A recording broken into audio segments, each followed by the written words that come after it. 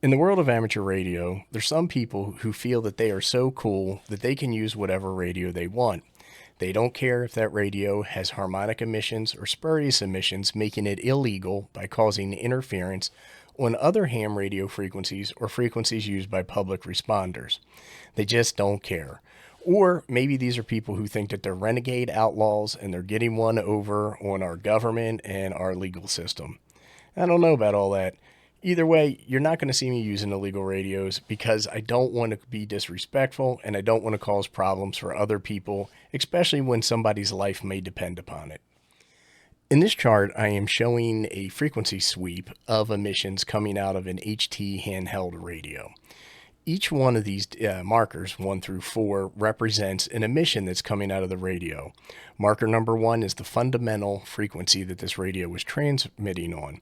And then 2, 3, and 4 are harmonics. They're frequencies that are related to the fundamental, and they produce these signals. Now, what I want to talk about is that we group these harmonics under something called spurious emissions. Not all spurious emissions are harmonics, and that's going to be the focal point or the main topic of this video. Anyhow, you can see there's a blue line, and all spurious emissions coming out of a radio need to be below that blue line. It represents a certain power level that is applicable for the type of radio that this is, and anything above that is a fail. Also, all of your harmonics need to be 40 dB below the fundamental, in addition to being below that blue line. Here's the same radio tested on a tiny SA. Now, when we look at it here, you can see in the data table at the top, you'll see the one marker says dBm, and that's decibels in relation to a milliwatt. The other ones, you'll see marker number 2 and then it has a triangle. That means it's a delta marker to number 1. That's what the number 1 is there. And then for marker number 2, it says that this is 144.5 megahertz away from the fundamental emission, and it's negative 45.1 dBc. That's decibels comparing to the carrier. The carrier would be number 1. And so marker number 2 does meet that criteria, but it's still above that blue line at negative 16.02 dBm. Anyhow, I just wanted to cover that for folks real quick.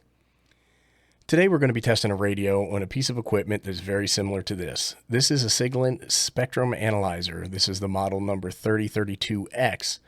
And the one we're going to be testing on is actually a model 3021X. They're exactly the same, except for this one has larger bandwidth. And I'm using a picture of this particular model because I couldn't find a picture of the model that I'm going to be using. So in our test setup, we're going to have a radio with a piece of coaxial cable that connects that radio to what I call the big ass attenuator. The big ass attenuator attenuates signals 40 dB and is good for up to 100 watts. The reason we're using this is that the input of my spectrum analyzer is very sensitive, and by pumping power into there, I could cause potential damage. So we use an attenuator to attenuate that signal. Immediately behind that attenuator is another attenuator at 10 dB. So we're going to have a total attenuation of 50 dB. Coming out of that attenuator is a coaxial cable that goes into the RF input of my spectrum analyzer.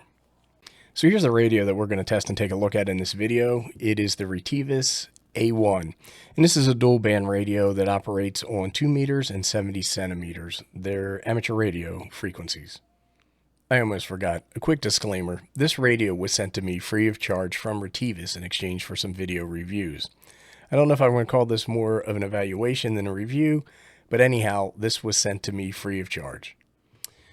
Okay, so here's the Retevis, and it is connected, and when I key up like this, we'll see something. So let me go ahead and key this up, and let me turn this off, and then let me turn on the window capture. And you can see as I untoggle and toggle this on and off, we can see the adjustments on the spectrum analyzer. Now I've already put markers on here so we can see what we're looking at. So let me just go ahead and pause this and we'll talk a little bit about what we're seeing and what it means. Okay, right here we have marker number 1, and marker number 1 you can see down in the marker table is at 146.6666. Radio set for 14652, but this is close enough. And you can see our amplitude is 37.03 dBm, which is 5 watts, which is exactly what we would expect to see in a scenario like this. But here we see at marker number 2 and marker number 3, we have some spikes. Now, those would be spurious emissions and not harmonics because they're not on the multiple of the fundamental frequency.